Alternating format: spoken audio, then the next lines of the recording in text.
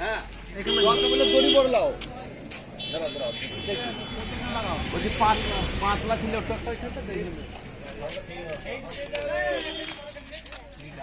এর উপর দিকে তুলে বাঁধতে হবে এগুলো ইয়ে করো বড় বেরো না মা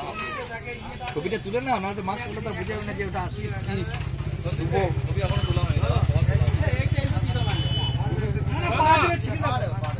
উপরে যাবে তো একজন আমার বোন